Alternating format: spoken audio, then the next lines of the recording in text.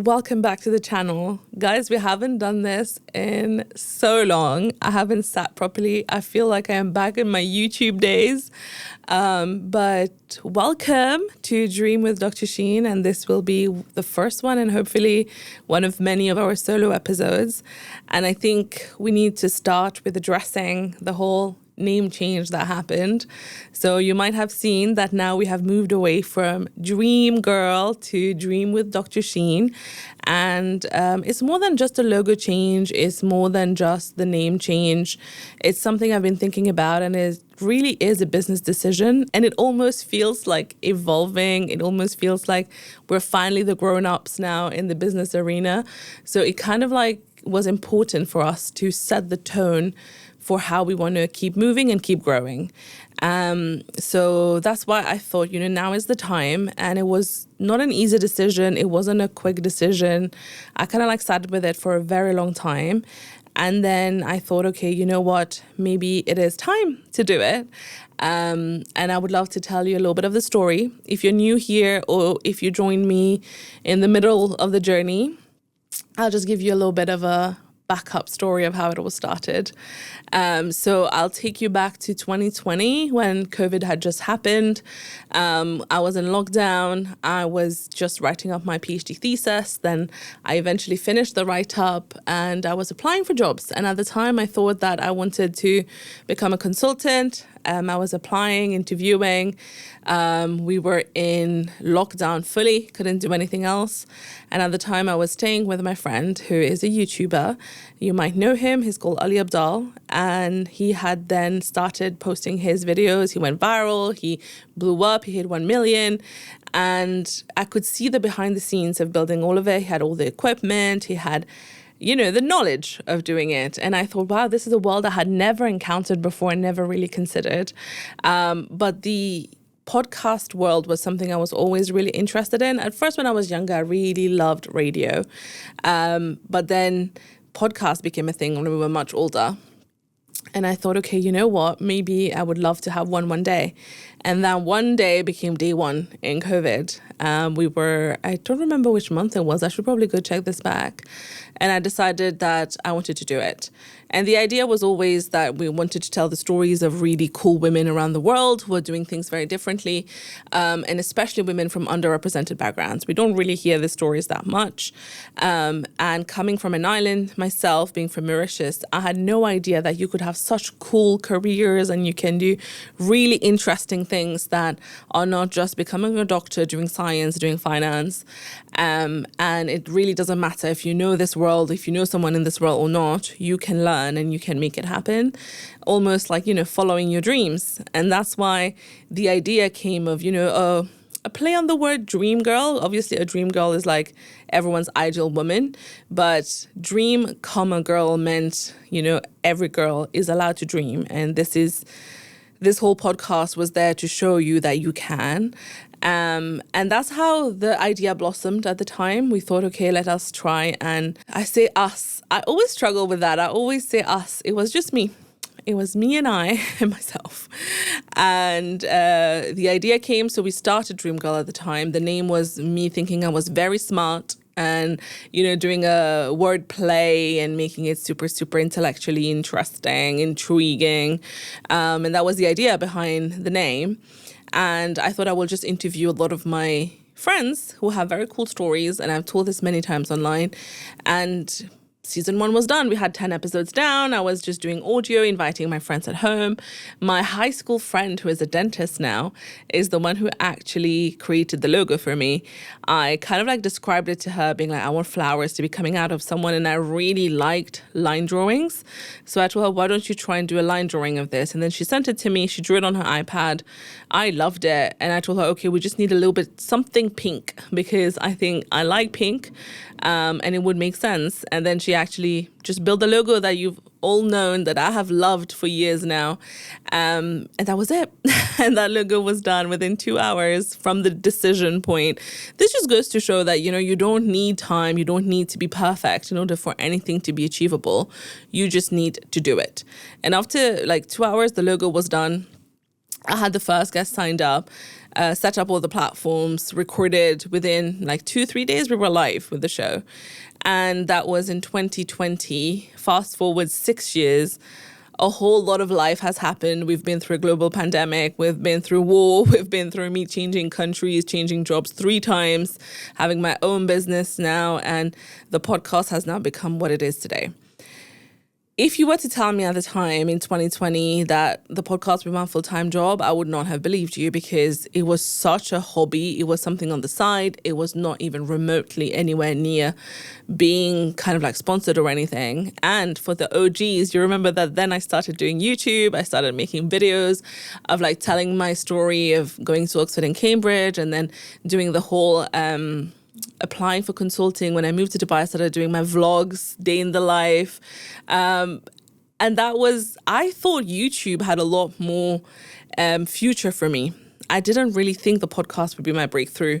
I thought YouTube is it. And this is why this feels like home. I'm so used to sitting and talking to the camera. This is crazy. I should definitely do this more often. But that's when, that's the thing. You never know where life takes you. We can plan, we can do all of it, but you really don't know where life can take you. And the podcast went on pause. It restarted. We had done 3 seasons, went on pause for 2 years, and then I restarted in 2024. And that was in Dubai. And I thought, let me do a full season here. First time ever I hired a studio. So the first season was audio. Second and third season I filmed online with people remotely, because still like post-COVID time. And so I had never done a studio before in my life. When I was in Dubai, I decided finally, after I had quit my job twice, to be like, let me give it a go. And I booked a studio, and shout out to Podster, because they were literally my HQ for such a long time. And I went there, booked 10 sessions. I reached out to strangers in Dubai that I didn't know, and who very kindly said yes and came on my show. And I was so nervous. I still remember the first time I filmed in the studio. And I was like, the whole 3-camera setup, which is literally like so normal now for us. I was so surprised to see it. I was like, there's so much of it, all the lights, all the mics. And the first time I looked at the footage, I was like, wow, nobody has told me that I sit with such a rounded back. I didn't know I was the new hunchback. But then you become really aware. I was very self-aware at the time, thinking, oh, I need to cut this, I need to cut that. I can't be seen in this angle. Let's move it. Obviously, after 136 episodes, I think now, I just don't review it just to avoid it, because we're all very self-critical. We see the things that no one else see. But yeah, so then I recorded 10 episodes. I thought, let me give it a go. Let's see what happens. On the 10th episode, the final reel I posted went super duper viral, and that went to 20 million, and that changed my life entirely. Again, fast forward, this is not really, I don't want to spend too much time on telling you the story. This is not the point. But then since then, we've been so lucky, because the podcast evolved, and every season I was thinking, who do I want to reach out to? And, I was also new to this world, and it was purely based out of interest, out of passion, out of what I thought my audience would want. And I would reach out to people who, I genuinely personally wanted to learn from. And, I'm not going to lie, there was also a mix of trying to find the people who are already viral, people who have views, because I've been very honest, and this is the biggest advice I give to budding podcasters as well, is you need to borrow attention in the early stage. Obviously in a very nice way. And not in a transactional way, but people are willing to help, so you should take the help. And I always just reached out to really cool women and interviewed them. Friends would recommend men to come on the show, and they were like, do you interview men? And at first I was very much like, no, we don't, it's primarily women. And at first I was like, yeah, it doesn't make sense. How am I going to explain it to the audience? How do I explain it? Even like, hello and welcome to Dream Girl. And we have this man today. So then I didn't want that at first. Then I realized that, we can learn. Even if it's a man, we can still learn. So then we had these like spin-off episodes. I would just bring on men who I thought were really cool, or anyone who had something very valuable to say, any cool stories that we could extract some gems from. So I thought, okay, let me invite these people on board. Hey dreamers, quick pause from the convo. If you are wondering what the Dreamers Digest is, it's my exclusive online community where I share behind the scenes goodies, lessons from building this podcast, and all the juicy stuff that never makes it to the final cut. If you're not in it yet, check the link in the show notes and come join us. It's 100% free. Also, shocking fact, 89% of you watching this on YouTube right now are not even subscribed. Wild, right? So if that's you, go ahead and hit that button. It would mean the world to me.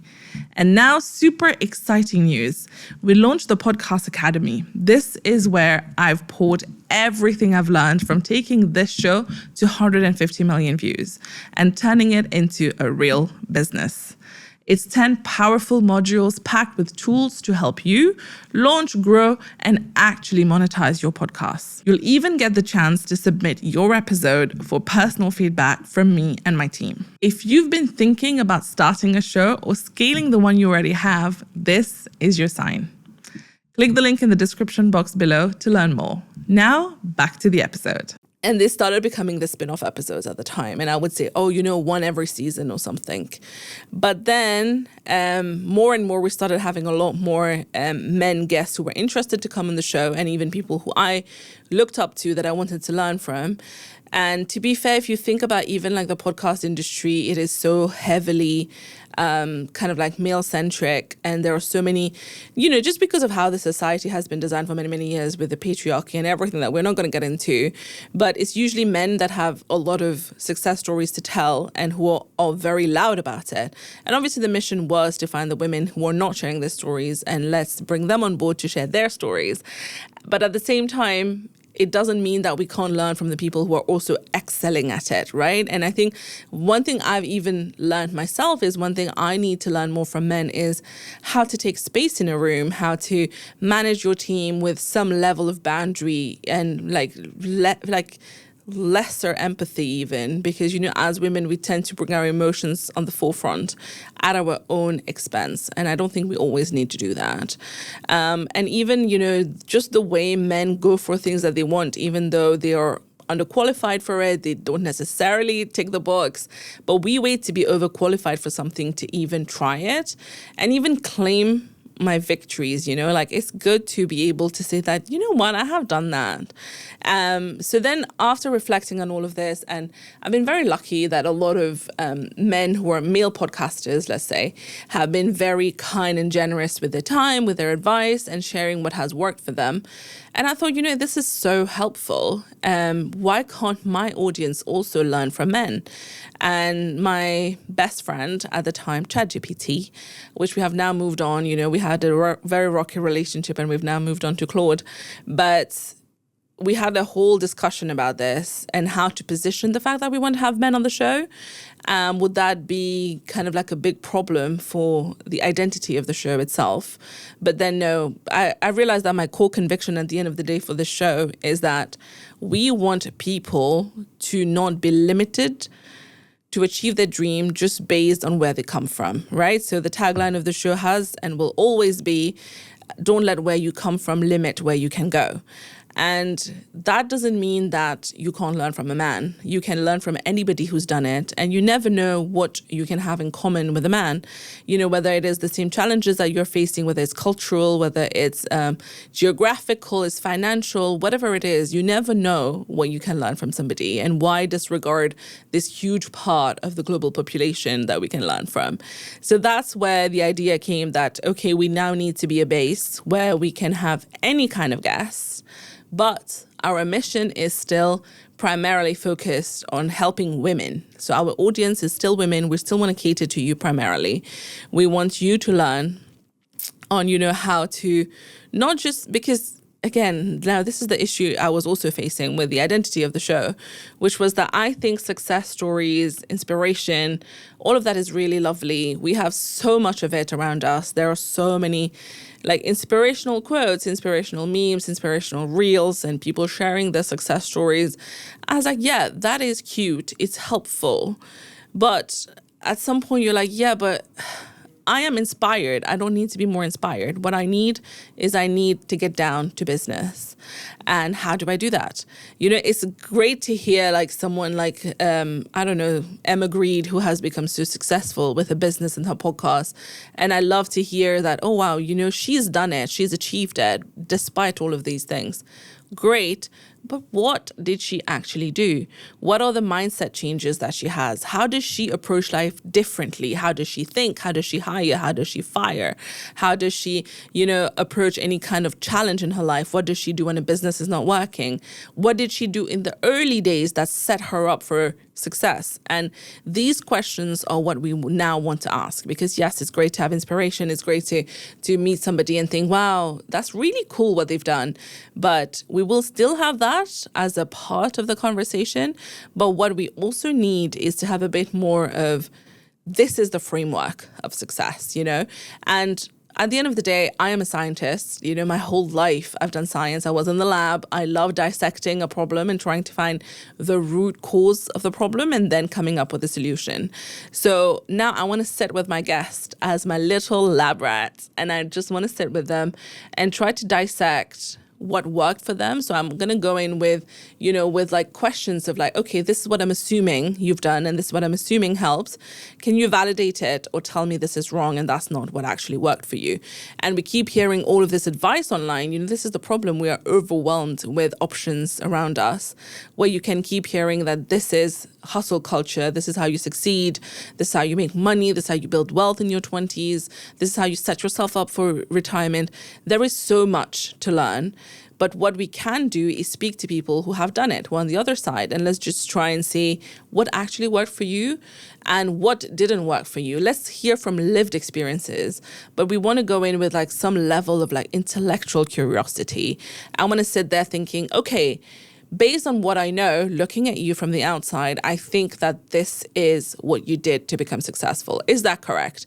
If so, okay, great. Now let's deep dive into this, because by the end of this episode, I need the audience to have a very specific list of things that they can take away and immediately put into practice in their lives. I am done with the cute inspiration. We're now getting down and dirty in just trying to understand how success happened, but I also want practical advice. I want us to know exactly what to take away so that you and I can both build and we can all chase success together. So that's basically the new identity of the show. This is where we're going. This is what I want to achieve with this conversation. And we've also started doing thematic seasons. Obviously, we've traveled around the world. So now we've filmed the season of the podcast in the UAE, in Qatar, in India, in Pakistan, in London, in Mauritius, in Kenya. So we've really gone around a little bit. Alhamdulillah, we've been very, very blessed. And we want to keep going to more countries this year. We have some incredible ones that were planned, unfortunately, because of the war that didn't happen, but we will still try to make it happen before the end of 2026.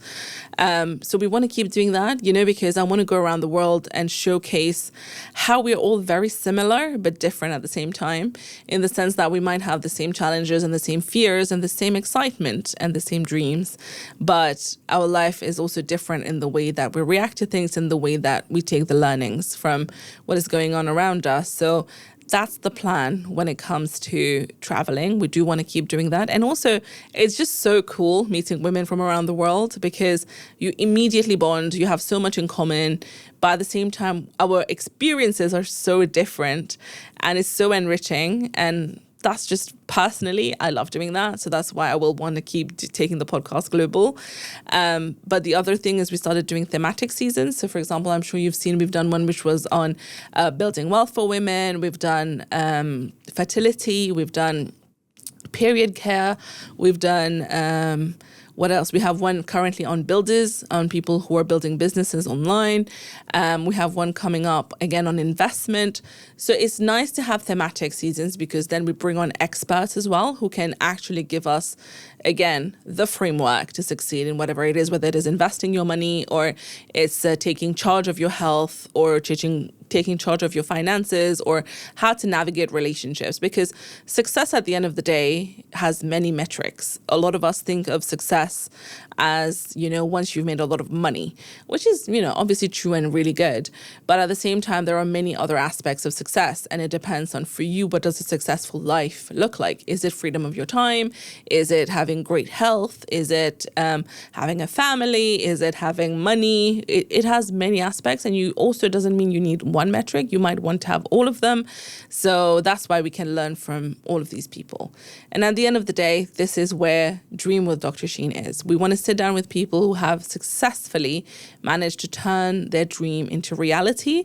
And we sit down with them to learn the framework of how they've done it and how we can do it as well. And we also sit down to think about what is their next dream. And now that you are successful, how do you navigate the journey to the next one? Now, in terms of the actual rebrand, we went through a lot of iterations of the name. And I remember I was at home in Mauritius and I was thinking about it, and I created this little group with my friends and I kept sending them new names, and I finally landed on one which I really loved, which was reframe. And I really like that word because that's what I want to do. Even with my Islamic content, a lot of what I do is try to reframe the stereotypes that we have or the assumptions that we have about how the world is. And I was like, reframe is so good because we reframe how we see success. We reframe how we approach success. We reframe our mindsets. But then there's already a book that is called Reframe, and it's associated with a very well-known author. And he's kind of like claimed that part of the internet. So then that became a bit of an issue. But I really liked the idea, and I had already pictured myself with a frame. So then I was like, okay, maybe not that. And then I kept thinking of different things. But the reframe, I was still holding on to it. So then my conversation shifted where I was asking everybody around me, whether they were my mentors, my friends, people I look up to, people in the industry. I would ask them, and most people were like, yeah, this is nice. But nobody was telling me this is it. This is the one. And then in January, we had the 1 Billion Summit, and I was interviewing Shelley Zallis on the main stage from Female Quotient. And I was talking to her because I really liked her branding and the way she's done her logo. And I sat with her and I was like, I really like your branding. I need your opinion. This is what I'm thinking. And then she took out a pen and paper and she was like, I think you're going too far away from who you really are. And she was like, she wrote down the dream, comma girl. And she was like, just get rid of the second half. And she covered it with a different piece of paper. She was like, that's it, dream. And she was like, dream with Dr. Sheen. The DR is mirrored on both sides. It sounds lovely. It's easy to say. It's easy to think.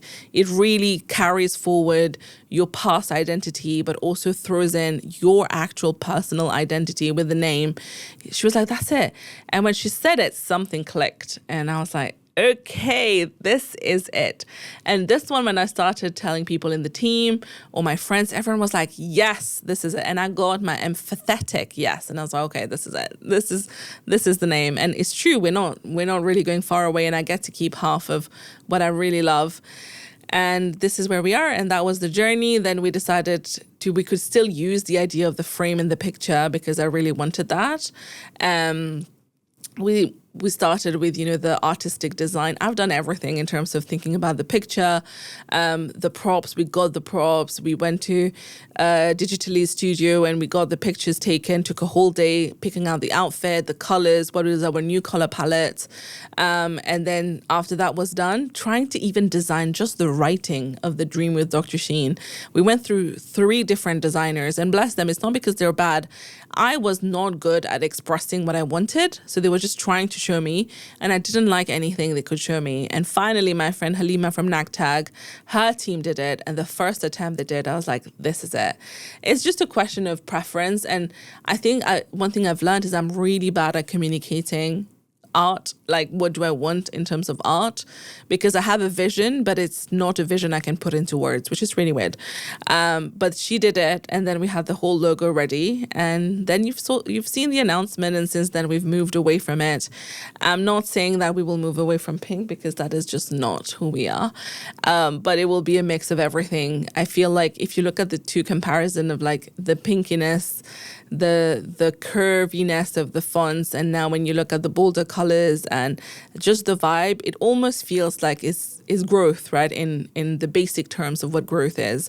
We're very excited about the new journey, and I really hope we can bring you along the journey with us, and we keep building our community and growing as we go forward. And we just have bigger, exciting things for you. And we have these 2 seasons lined up that we're filming. We have some really cool sponsors coming on board. And we now have, we have reps from every platforms that are helping us push the podcast as well. So we're in a very good position, thank God. So we're just working now on coming out of whatever happened in the past few months, and hopefully this rebrand means a breath of fresh air. If you have any recommendation, anything you want to see on the podcast now that we have gone through this rebrand, and it's not just the change of name, as now hopefully is a little bit clearer, it's also the direction is a bit clearer for us, and I see more of a longevity in it. So yeah, if you have any suggestions, anything you want to tell us, any comments, anything, let me know. So yeah, this was a very rambly solo episode, and I want to keep doing more of this. Hopefully we'll bring you more solo episodes. Tell us as well, what do you want me to talk about in my solos? I'll be very happy to explore a topic every time. It's actually really nice. It almost feels like therapy, me sitting down with the camera and just having a little go at what I want to talk about. But yeah, thank you so much at the end of the day for helping me build the life of my dream, and I get to live my dream. So thank you for listening, for supporting, for sharing, whatever you do. If even once you've seen this, you've watched it, you have helped me, and I could not be here without all the love and support from all of you. So thank you, and I promise that we're going to do bigger and better for everyone. And if there's anything I can do to help, you let me know. All right, take care. Love you. Bye.